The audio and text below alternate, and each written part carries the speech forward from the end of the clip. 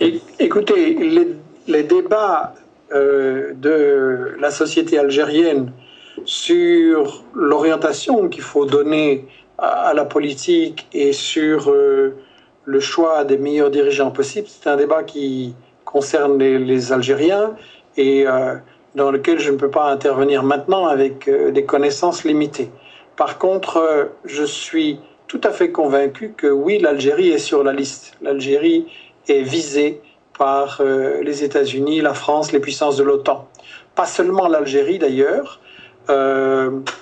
J'ai indiqué qu'en fait, il y a 5 pays en Afrique qui sont menacés du fait qu'ils ont refusé de s'intégrer ou de collaborer avec l'OTAN. Et ces 5 pays sont le Soudan, l'Érythrée, le Zimbabwe, la Côte d'Ivoire et la Libye. Et vous voyez donc qu'ils sont tous attaqués ou sous sanction et en passe d'être attaqués. L'Algérie, à mon avis, est aussi dans le collimateur parce que, d'une part, il y a encore un secteur public sur les ressources énergétiques, et ça, c'est quelque chose que les multinationales convoitent absolument. Il y a une bataille féroce pour posséder, contrôler les ressources énergétiques et faire énormément d'argent avec ça. Et puis, l'Algérie, comme la Libye, a des relations assez solidaires avec des pays africains. On m'a dit que l'Algérie finance également des projets de développement autonome en Afrique. Et ça, c'est aussi quelque chose qui est visé par la guerre contre la Libye. Kadhafi finançait des projets de développement autonome en Afrique. Il permettait ainsi à toute une série de pays d'échapper au chantage des multinationales, de la Banque mondiale, du Fonds monétaire international. Il leur permettait d'assurer un développement autonome, et c'est ça aussi qu'on a voulu abattre. Donc effectivement, l'Algérie est sur la liste, mais je voudrais dire, il y a beaucoup de pays qui sont sur la liste.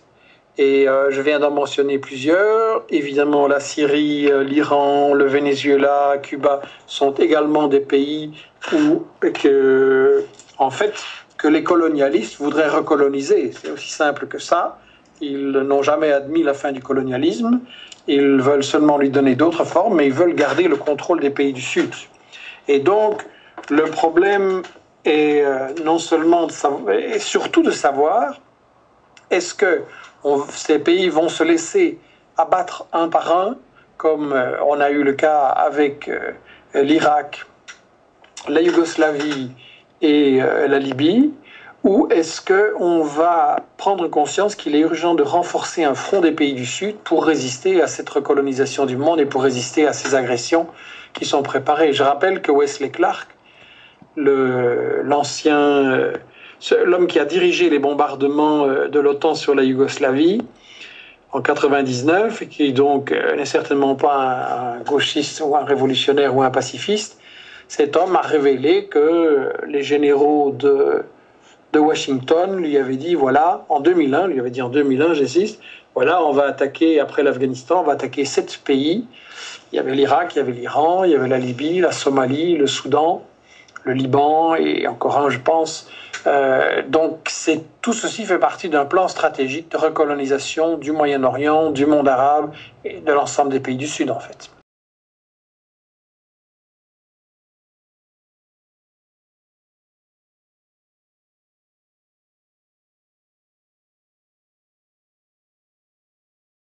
La tragédie libyenne donne plusieurs enseignements très importants pour les peuples qui désirent résister. Le Kadhafi et son gouvernement et son camp ont résisté, je pense, de façon très ferme et très courageuse pendant 6 mois à une offensive de l'OTAN qui a été vraiment très meurtrière, très agressive, qui a pris la population civile en otage. Il faut se rappeler qu'on a coupé l'eau, l'électricité, les approvisionnements en nourriture, en médicaments, etc. Donc on a vraiment soumis la population à un enfer.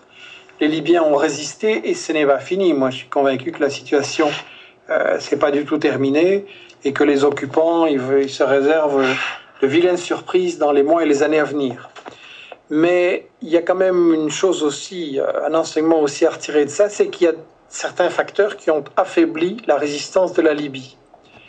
Et ces facteurs sont que le mode de gouvernement et de direction de la Libye n'était pas hyper démocratique.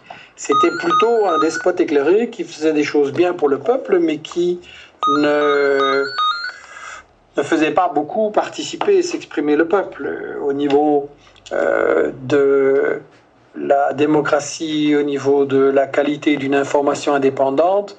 Je crois qu'il y a des choses à tirer.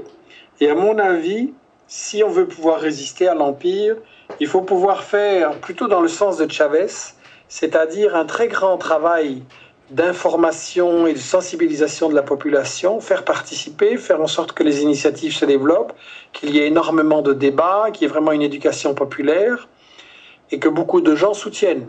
Ça implique aussi une lutte contre le bureaucratisme et la corruption parce que, évidemment, si dans des pays comme ça, on voit qu'une minorité se remplit les poches et ne se soucie pas vraiment du peuple, ça va évidemment affaiblir la résistance. Ça devrait être un front unique, tous les Algériens contre la colonisation, contre la tentative de recolonisation.